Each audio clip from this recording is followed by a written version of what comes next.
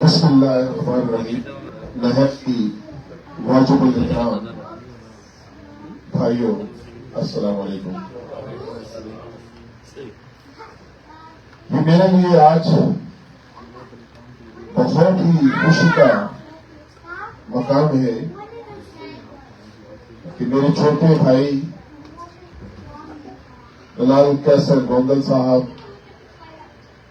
میرے بھائی ارشد گوندل صاحب، سیف اللہ گوندل صاحب، ابراہیم گوندل صاحب، سلیم گوندل صاحب،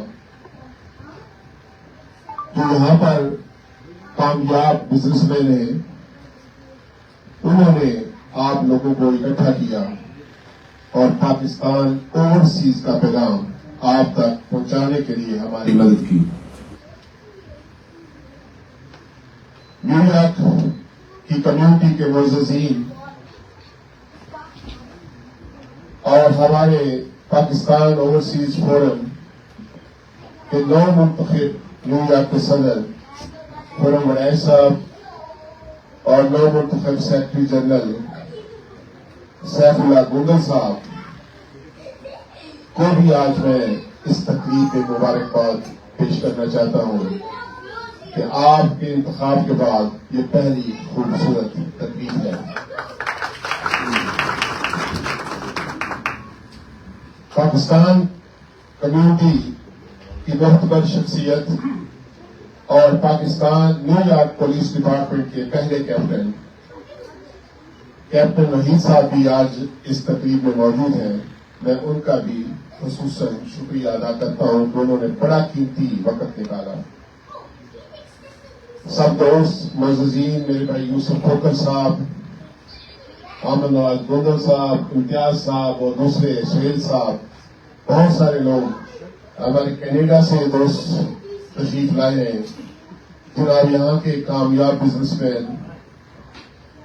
عائشہ صاحب اور ہمارے نامور بیوروکریٹ اکرم اشرف صاحب بھی موجود ہیں. میں ان کا بھی شکر گزار ہوں کہ آج انہوں نے یہاں پر ہماری تقریب کو رونق بخشی.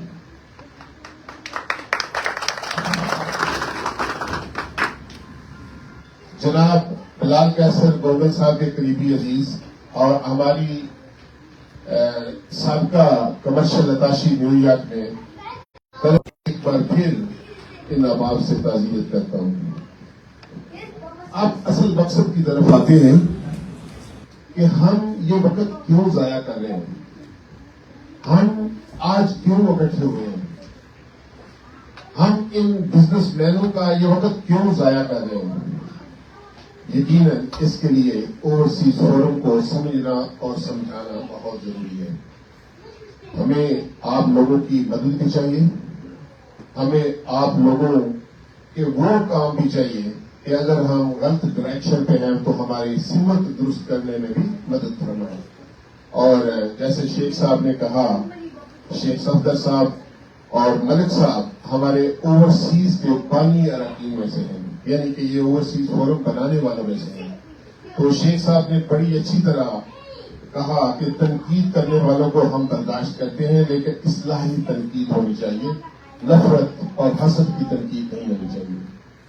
تو الحمدللہ پاکستان اوورسیز اس امتحان میں بھی کامیاب ہوا ہے جس میں نفرت، حسد، بغض اور سب شامل تھے. جب پاکستان اوورسیز فورم کی بنیاد رکھی گئی تو نہ یہ ہمارے ڈسٹرکٹ میں کمیٹیاں ہوتی تھی، نہ ہمارے ڈسٹرکٹ میں اوورسیز ہاسپٹل تھے، اور نہ اوورسیز کا ان فلاحی رفاہی کاموں کی طرف دلچسپی. یہ دلچسپی پیدا کرنے والی بنیاد جو ہے یہ پاکستان اوورسیز فورم نے رکھی. پاکستان اوورسیز فورم نے اس 3 سال میں کیا کیا کیا؟ سب سے پہلے میں آپ کو بتاتا ہوں کہ میرے ضلع میں صاف پانی کا بہت بڑا مسئلہ تھا، اور الحمدللہ آج میرا ڈسٹرکٹ پاکستان کا واحد ڈسٹرکٹ ہے جس میں سب سے زیادہ صاف پانی کے پلانٹ ہیں. یہ میں نہیں کہہ رہا، یہ وہاں کی حکومت کے اعداد و شمار کہہ رہے ہیں. اس کے بعد قدرتی آفات جس پر کسی کا کوئی کنٹرول نہیں ہوتا، جب سیلاب کا وقت آیا تو NYPD کے اراکین یہاں موجود ہیں، ان کے شانہ بہ شانہ ہم نے اپنے طور پر ہمارے وائس چیئرمین جناب غلام مصطفیٰ دیوان صاحب خود پاکستان میں گئے تو 2000 کے قریب ہم نے خیمے لگائے، لوگوں کو خورد و نوش کی چیزیں دیں، کمبل، رضائیاں، یہ جو کچھ بھی ہو سکتا تھا یہ بھی ہم نے۔ اس کے بعد ہمارا ایک روزگار اسکیم کا مشن تھا اور ہم نے یہ سوچا کہ یہ پاکستان میں اوورسیز بیچارہ ایسا معصوم ہے کہ یہ دل کے اتنے صاف ہیں، یہ جب پاکستان جاتے ہیں تو جو کچھ بھی کوئی ان سے مانگتا ہے یہ حسب توفیق اس کی مدد کرتے ہیں۔ تو میں نے ان سب کو یہ کہا کہ کیوں نہ ہم ایسا کام کریں کہ ہم ان کو اپنے پاؤں پر کھڑا کرنے کے لیے کوئی ایسا منصوبہ بنائیں۔ تو آج الحمدللہ ہمارے آفس سے تقریباً 800 سے زیادہ لوگ روزگار حاصل کر چکے ہیں اور آج وہ کامیاب روزگار اور جن میں ہمارا ایک پاپولر روزگار پروگرام جو ہے وہ رکشا اسکیم ہے۔ جس طرح یہاں پہ ہم گاڑیاں فنانس کرتے ہیں، ہم رکشے فنانس ہم انہیں معاف نہیں کرتے، ہم انہیں رکشا لے کے دیتے ہیں اور آسان قسطوں میں بغیر سود کے وہ رقم واپس کرتے ہیں، یعنی 2 لاکھ دیا تو 2 لاکھ بھی دیں گے اور بغیر وہ لوگوں نے وہ رکشوں کے مالک بھی بن گئے اور الحمدللہ 1 لاکھ روپیہ مہینہ تک وہ پاکستان میں کماتے ہیں۔ ہمارے کسی بھی روزگار سے مل کے دیکھیں، اب تو وہاں پر سڑکوں پر یہ اوورسیز فورم کے رکشے آپ کو عام نظر آتے ہوں گے۔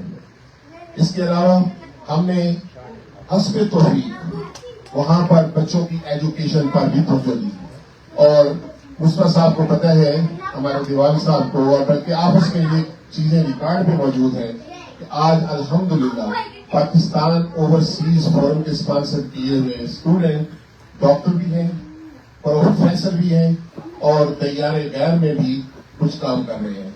اور اس کے ساتھ ہم نے ایک چھوٹی سی ایئر کنڈیشنز IT کی لیبورٹری کیمپ کی ہے، یعنی کہ IT اسکول بنایا ہے جو پاکستان میں بالکل مفت تعلیم دیتا ہے اور جو بچوں کو سکھاتا ہے کہ آن لائن کیسے آپ ارننگ کر سکتے ہیں۔ اور میں جب پاکستان میں تھا تو ایک اسٹوڈنٹ تھا تو اس نے مجھے بتایا کہ انکل میں $10 یومیہ ابھی کما رہا ہوں۔ وہ جب اسٹوڈنٹ تھا مجھے بہت خوشی ہوئی، $10 اس کے لیے ایک بہت بڑی اماؤنٹ تھی، وہ بچہ تھا۔ اچھا، اس کے ساتھ میں آپ کو یہ بھی بتاتا چلوں، ہمارا اجتماعی شادیوں کا ایک پروگرام ہے جو پہلے میں انڈیویجلی کافی عرصے سے کرتا تھا، لیکن اس میں جب آپ لوگ متحد ہو گئے تو تھوڑی تعداد زیادہ ہو گئی، وہ بھی الحمدللہ 1000 سے زیادہ ہے۔ اور میں آپ کو بتاؤں کہ میں پچھلے دنوں چیف سیکرٹری پنجاب صاحب سے ملا اور انہوں نے، میں جب ان کو مل کے آیا تو وہ ہمارے علاقے کے ہیں چوڑے، انہوں نے کہا جی یہ آپ کا تو بڑا اڈاپٹ کرنے والا ہے۔ یہ مریم بھی کہہ رہی تھی کہ میں اس اجتماعی شادیوں کے اڈاپٹ کروں گی کنسیپٹ کو۔ تو الحمدللہ ہم نے ہزاروں کی تعداد میں وہ یہ شادیاں بھی کی۔ وہ میرا یہ مقصد بتانے کا یہ ہے کہ جب بندے مل کے کوئی کام کرتے ہیں تو وہ کام آسانی سے ہو جاتا ہے، اور جب بندے انڈیویجلی کرتے ہیں تو وہ کام اتنی تیزی سے مکمل نہیں ہوتا۔ اس کے ساتھ اور بھی ہمارے کئی ایسے روزگار ہیں، ہمارے ٹھیلز ہیں، اسٹورز ہیں، یہ سارا کچھ وہ بھی ہم لوگوں کو لونز وغیرہ دیتے ہیں۔ اس کے ساتھ سب سے بڑی جو پاکستان میں اوورسیز کو تکلیف ہوتی ہے وہ ہوتی ہے کہ اس کے اثاثوں پر لوگ آسانی سے قبضہ کر لیتے ہیں۔ اوورسیز کو یہ سمجھتے ہیں اس نے مہینہ چھٹی جانا ہے، 2-4 تاریخیں آئیں گئی تو یہ چلا جائے گا واپس۔ اس کے بعد ہم نے اوورسیز کے لیے اپنی لیگل ٹیم بنائی ہے جو ہوتا لا ہے۔ اوورسیز اس کو سوٹ کے کیس چلا جائے اور وہ جانے اور اس کا کام جانے، جتنا ان کے پاس ٹائم ہوگا اتنا ہماری لیگل ٹیم کے پاس ٹائم ہوگا اور ہم اس کیس کو دفاعی کرتے ہیں۔ اور الحمدللہ آج ہم نے منڈی بہاؤدین سے اس لیے شروع کیا تھا کہ ہمارے پاس وسائل محدود تھے اور ہم نے اپنے ڈسٹرکٹ کو قابو کرنے کے لیے ایک ایگزامپل بنائی، اور آج میرے ڈسٹرکٹ میں کوئی بھی اوورسیز یہ بتا دے کہ اس کی زمین پر قبضہ ہے تو ہم اس کا قبضہ چھڑوانے کے لیے اور وہ الزام اپنے اوپر لینے کے لیے تیار ہیں، یعنی کہ میرا ڈسٹرکٹ قبضہ فری ڈسٹرکٹ ہے اور انشاءاللہ تعالی کسی کو ضرورت بھی نہیں ہوگی کہ اگر آپ کا اتحاد قائم ہو رہا ہے تو وہ اور تیسرا اور چیز جو ہے یہ سیاستدانوں کی سب سے بڑی کھیتی ہے. وہ کیوں کھیتی ہے؟ وہ جب آتے ہیں ہار پہناتے ہیں اچھے شوقوں میں کھاتے ہیں گاڑیوں میں لے جاتے ہیں سارا کچھ کرتے ہیں اور ان کے مسائل حل نہ کرنا یا ان کو مسائل میں گھیرنا یہ ان کا محبوب مشورہ ہے کیونکہ یہ تو پھر آج سے نکل جائے گی. کچھ ایک اور بھی بات ہے میں اکثر کہتا ہوں دولت اور شہرت ہر انسان کی خواہش ہے کوئی مانے یا نہ مانے کیونکہ دولت اور شہرت جو ہے اس کا ہر انسان جو ہے کسی نہ کسی طرح نہ دھوکہ نظر آتا ہے. لیکن اوورسیز پاکستانی بھی جو ہے وہ بھی یہ چاہتے ہیں کہ جب ہمارے پاس دولت آئی ہے ہماری نمود و نمائش تھوڑی بہت ہو سارا کچھ ہو.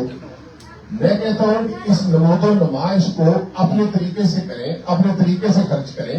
مثال کے طور پہ آپ کے ہمارے ساتھ کچھ بھی نہ کریں آپ کے گاؤں میں غریب بچیوں کی آپ شادی کریں جیسے یہ ہمارے عمران بھائی جو ہیں انہوں نے صحابہ میں جس طرح ایک آرگنائزیشن کھڑی کی شروع میں تو مجھے یاد ہے کہ میں نے سب سے پہلے صحابہ میں جب ہم نے کلین واٹر مہم شروع کی تھی تو میں نے ایک بندے سے کہا یار میں چاہتا ہوں کہ یہاں پہ یہ پلانٹ لگ جائے.